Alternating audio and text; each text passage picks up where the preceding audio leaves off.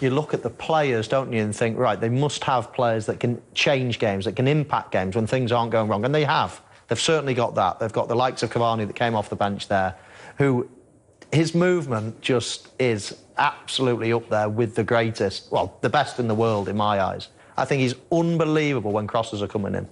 How he nips in front of defenders, times his run, and the actual finishes as well are absolutely brilliant.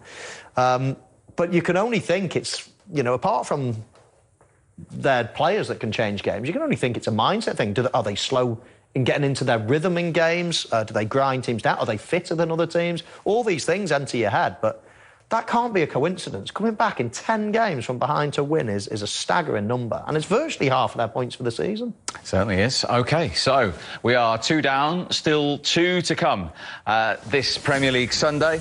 And, of course, it all started with Wolves. Another red card in that game as well for Brighton, having taken the lead to win 2-1. 3-1. Manchester United. Villa finished with 10 as well. Huge game next in terms of the Champions League place. David Moyes' West Ham facing his former club Everton. West Brom, if they lose away at Arsenal tonight, they will be officially relegated. The Monday Night Football is Fulham against Burnley. So a reminder, United up to 70, 10 behind the champions-elect. Chelsea went third yesterday. West Ham, if they beat Everton, will go within 2 points of Leicester City, having played the same number of games. Fulham play Monday. It's looking bleak. 9 points behind Burnley and still 10 behind Brighton after their defeat to Wolves. Good win for you guys in the end there. Bit of a spicy game at times, though. What was it like for you? Yeah, no, of course. You know, going 1-0 down in the first half, you know, we knew it was going to be a hard game, and we've been in this situation so many times. You know, not good enough the first half, and, you know, second half we come back much better, and we did again. So, you know, obviously that's a positive, but we need to, you know, make sure we start the first half better than we normally do. Why do you think it is you find yourself in these situations? To be honest, I don't really know.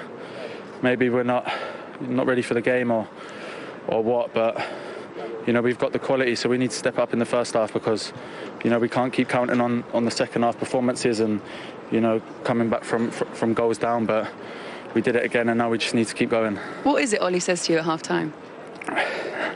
To be honest, he said exactly what I've just said. We've been in this situation a lot of times this season, so, you know we can do it. We know we've got the quality. You know, we're a fit team now. We need to keep pushing, and I think we always believe, and, you know, that showed today that we believe. When we got the first goal, I felt, you know, we're going to win this game, and we carried on going and got 3 in the end. And they duly did, and it was eventful in that second goal. First goal for United proved pivotal with the penalty. Any arguments from a Villa point of view about the awarding of it? No, not at all. I thought that was a great build-up, and this is actually the first time we see Paul Pogba getting into the box. The next thing is about David Luiz. He just don't let him turn, and then he makes that challenge. But this is the weakness that David Luiz have, the interception and making sure that he make the right tackles. And I think it was a challenge that he didn't have to make, and was great play from Pogba. And this fella's as reliable as anything from the penalty spot, Michael. Isn't he just, what was it, 21 and 22, something like that? It's a staggering amount of penalties. He's getting a lot of practice, so he should be half decent at it by now. But, yeah, it's brilliant. He watches the goalkeeper go the wrong way. Just going back to the penalty, Douglas Luiz actually did the hard bit in preventing Pogba. Then he got him turned and going back the other way. He did all the hard bit, you know, brilliant. Now you've waited for all your teammates to get back and all of a sudden make a rash decision. But as soon as he gave the penalty, then there was no doubt where the ball was going to end up. And as you can see, that is the most penalties in the Premier League in a single season. That was 1-1. 2-1, Mason Greenwood's feet. The finish. Oh, Mason Greenwood is just so good. You see Bruno trying to link the play there, gets it wide to Wan-Bissaka, and just watch Mason Greenwood just come short there, drops the shoulder on Mings. And to be fair, normally I think this team we've seen Martinez make the save there, but I just think Mings gets a bit far over. Mason feels him. Mo will know that better than any, and he just spins off him. Just see it there, spins off the back of him. I think Mings is a bit too far over, and he's so sharp a finish, Mo, isn't it? Yeah, I love that. It's good centre-forward play, because you know, you've got to offer yourself up as almost a wall pass in many ways, but then when Wan-Bissaka didn't go for it, then he spun him himself. And talking of centre-forward play, talk us through this movement. Well, the guy is unbelievable. His timing of runs, he's just brilliant. The way he glides in front of his man, sometimes he'll go behind, but it's the timing.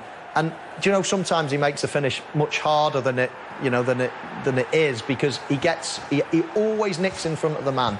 And you'll look at him, and I know people talk about him and say, oh, yeah, but he misses loads of chances. It's because he makes it so hard for himself a lot of the time by always getting across and nipping across the front man. These other strikers, they won't even put themselves in dangerous positions, but he does. He is the best timer of runs. I mean, I'm not sure whether you should be proud of records of coming off the bench to score, because I'm sure he'll want to start every game, and he probably deserves to.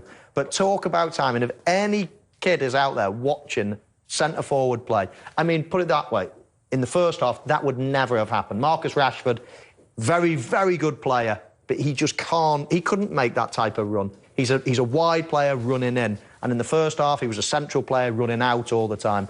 And Cavani is just the epitome of a centre-forward. OK, you did score 3 in one season off the bench in the Premier League as a sub for Manchester United, I'll have you know. That's all positive. Worry, Harry Maguire hasn't finished a Premier League game for the first time since he signed for Manchester United. Yeah, Mr. Reliable. I mean, they're fortunate that he virtually can play every game. And he's unfortunate. He's really unlucky, the fact that El Ghazi just lands on him. And I think it's really... I think he wanted to stay on, he tried to, but just that weight there on the outside of his left leg, he tried to stay on. It must be really painful, and hopefully it's not a big injury, because he doesn't, as you said, he always plays, and it must have been bothering him.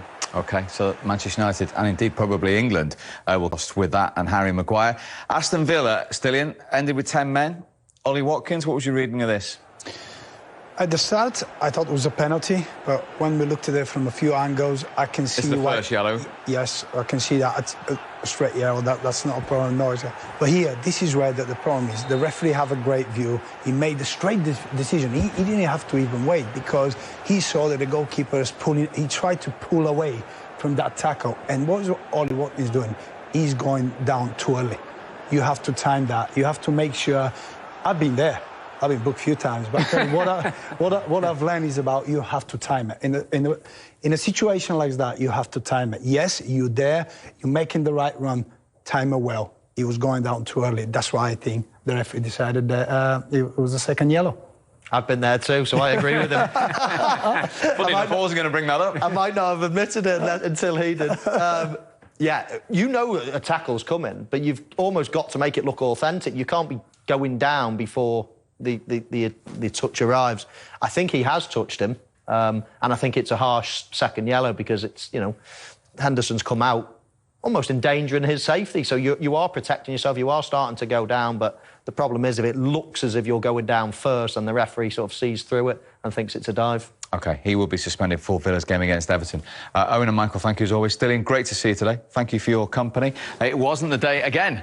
Aston Villa lead Manchester United by 1-0. So for the second time this weekend, at half-time in the Premier League, we are 45 minutes away from the Red Ribbons becoming the blue of Manchester City.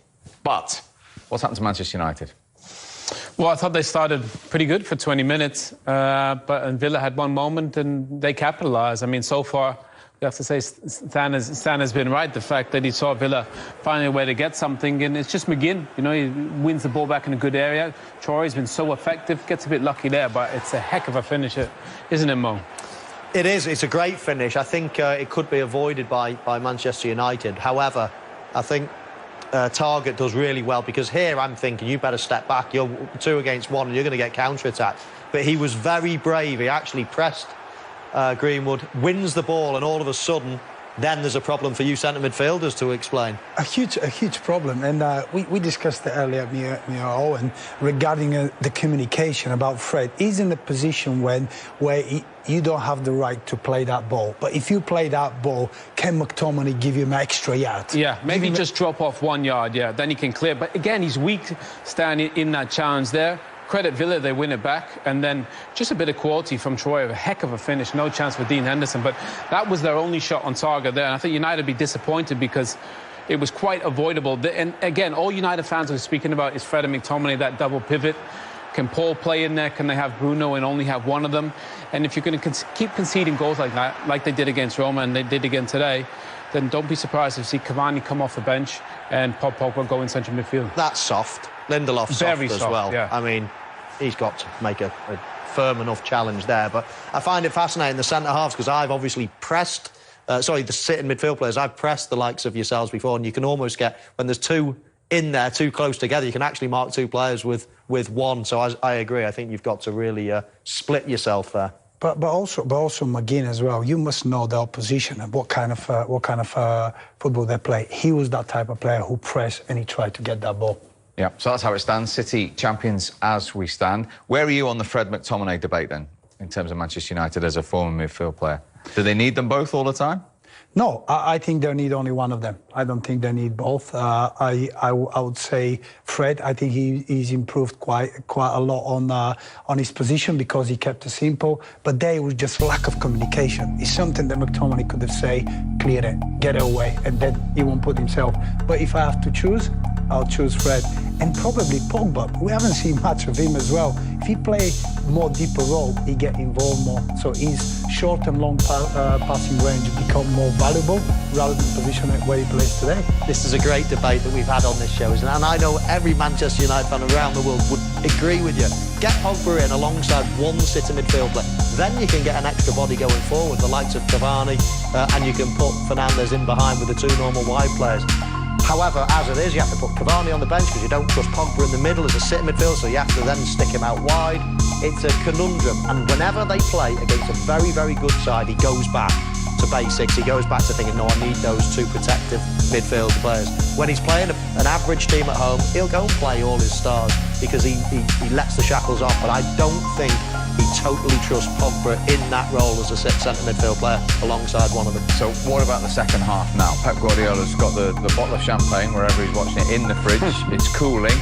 Is it going to be popped, or can United change something and come back and prevent the celebration? United are one of the best in the world at coming from behind. 28 points. Exactly, and one of the best in the world away from home. So Oli will change it. Get Cavani at the top of the pitch. Marcus is better on the left. Get Pogba inside. Take up one defensive midfield players. The game is there to be won. Villa are good defensively with Martinez in that back four. But I think United, if they play properly, they're going to get a couple of frowning, Stan. You're frowning. No, it's what is really interesting. Man United haven't really tested Villa. No. Everything is in front of the Villa defence. The midfielders are quite backed up. Nobody runs behind. What they have to do is they just have to slide and just be compact.